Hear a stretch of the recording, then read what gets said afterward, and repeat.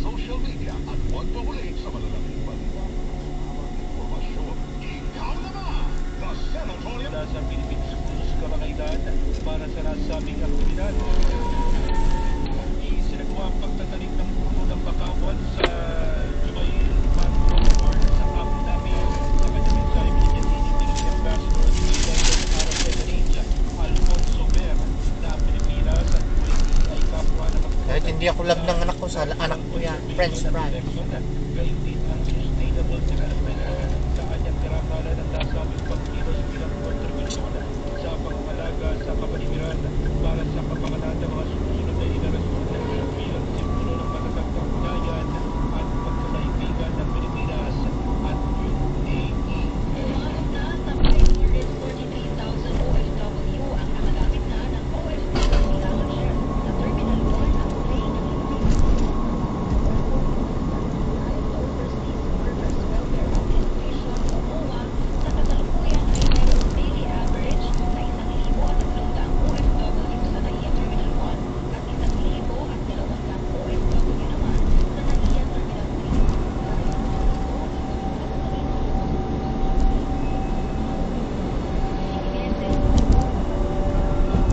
Kailan papasok si RJ?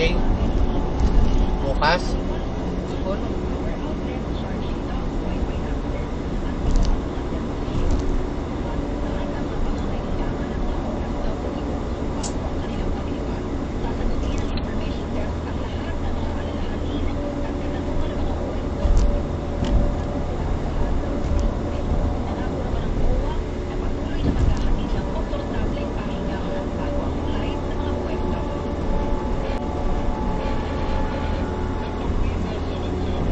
Ba't ang bilis mong nakaihi? Naman kasi yung pila dun sa ano siya. Ah, sa may ordera ng mapila.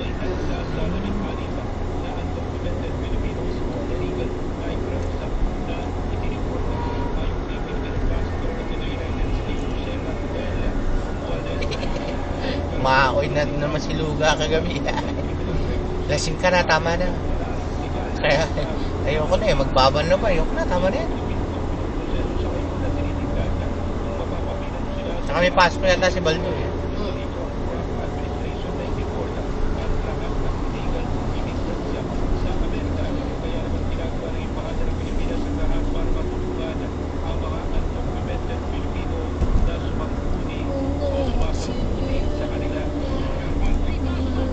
Nagtungo na sa Amerika ang biyuda ng opisyal ng Philippine National Police na kabilang sa 6 pinunta sa sasalubungan ng eroplano at helicopter sa Washington DC sa Sabihin ko po, pa-edit mo na lang kay Tino, kay Rob, sabihin mo.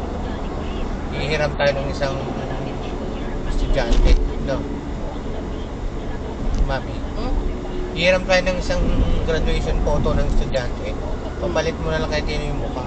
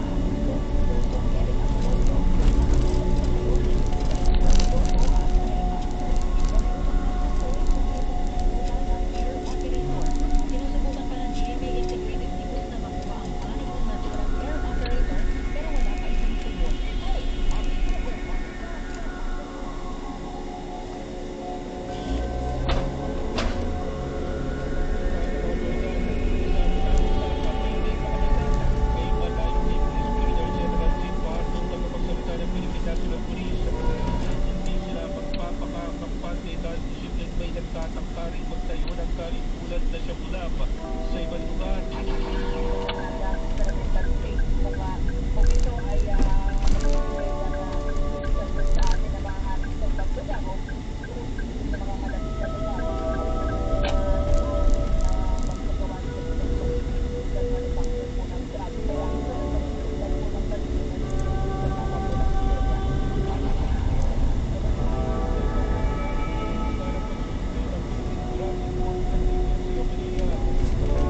Hindi nagchat-chat ang anak mo.